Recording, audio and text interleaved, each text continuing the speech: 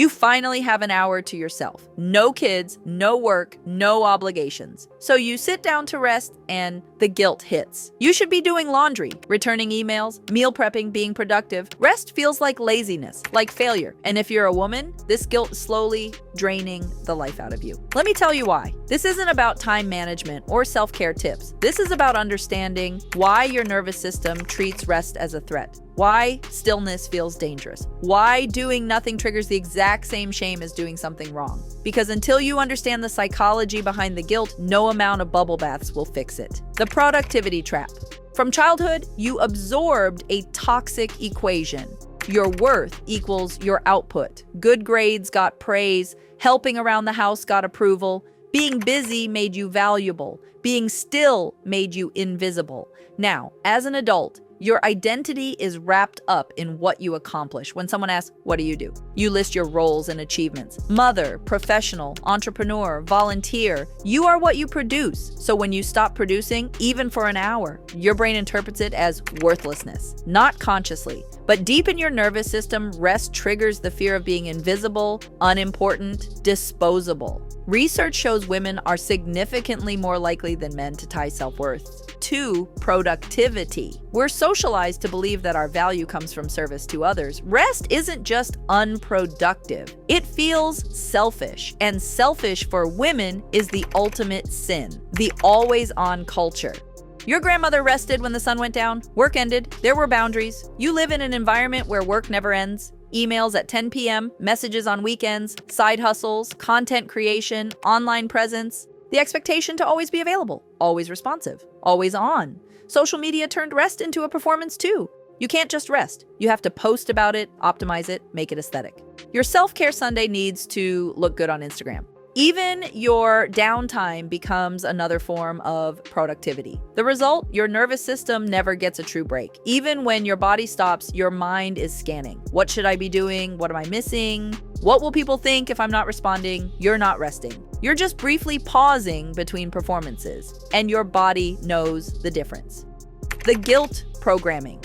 Let's trace where this guilt actually comes from. When you were young, what happened when you rested? Must be nice to have that kind of time. Some of us have to work. Lazy people rest, successful people grind. Sleep when you're dead. These messages from parents, teachers, society, social media taught you that rest is a luxury for people who've already earned it. And you haven't earned it yet.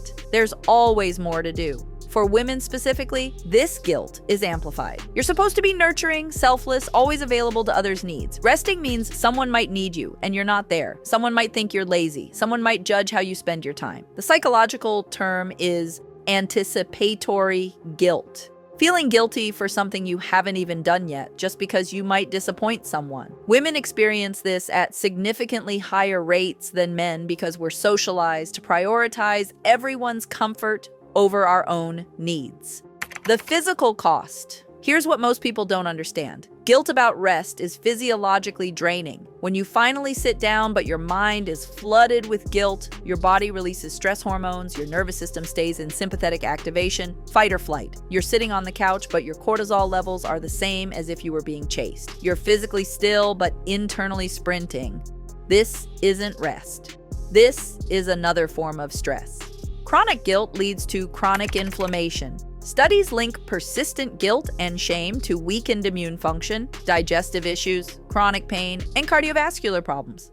The guilt itself is making you sick. And here's the cruel irony. The more exhausted you become, the more guilt you feel about needing rest. It's a vicious cycle that only ends when you understand what's actually happening. Why self-care doesn't work. The self-care industrial complex wants you to believe the answer is face masks and yoga. But if you're doing those things while mentally cataloging your to-do list and feeling guilty for the time they take, you're not actually recovering. Self-care became another item on your productivity list. Another thing to optimize, perfect, and feel guilty about not doing enough of.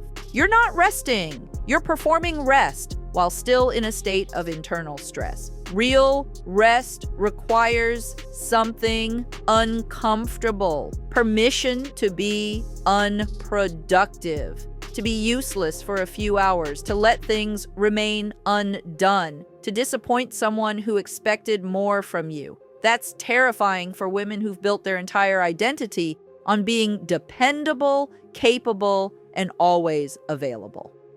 Breaking the guilt cycle. This isn't about positive affirmations or thinking differently. This is about retraining your nervous system to interpret rest as safe, not threatening. The practice. Guilt-free rest, reset. When you feel the guilt rising during rest, try this. Step 1, name it out loud. I'm feeling guilty for resting.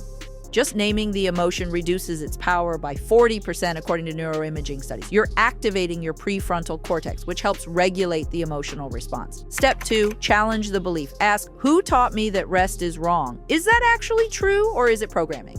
Most of the time, you'll realize it's someone else's voice in your head, not your own wisdom. Step 3, reframe rest as productivity. Your body repairs itself during rest. Your mind processes information during downtime. Creativity emerges in stillness. Rest isn't the opposite of productivity. It's the foundation of it. You cannot pour from an empty cup isn't a cliche, it's biology. Step 4, start small. 5 minutes of guilt-free rest. Set a timer. During those 5 minutes, give yourself full permission to do absolutely nothing. Build up gradually. Your nervous system needs to learn that rest doesn't lead to catastrophe. The permission you need. You're waiting for someone to tell you it's okay to rest. Your boss won't. Society won't. Social media definitely won't. So I will. You are allowed to rest without earning it. You are allowed to do nothing without guilt. You are allowed to exist without producing value for others. Your worth isn't measured by your output. It never was. That was a lie sold to you so you'd keep working, keep serving, keep sacrificing yourself while calling it success. Rest is not a reward for productivity. It's a biological necessity. Your body will take it eventually through illness, burnout, or collapse. The question is, will you give it willingly or will your body force you? The guilt you feel about rest isn't personal weakness, it's conditioning. And conditioning can be broken. Start today. Take 5 minutes to do absolutely nothing. Feel the guilt rise. Name it. Question it. Let it exist without acting on it. Your nervous system is learning a new pattern. Rest is safe. Rest is necessary. Rest is not selfish. You deserve to exist without constantly justifying your existence through productivity. You deserved that as a child. You definitely deserve it now. If this hit home, subscribe for more psychology that challenges the lies we've been sold. Comment, what does guilt about rest look like for you? Now close this app. Go rest for real this time.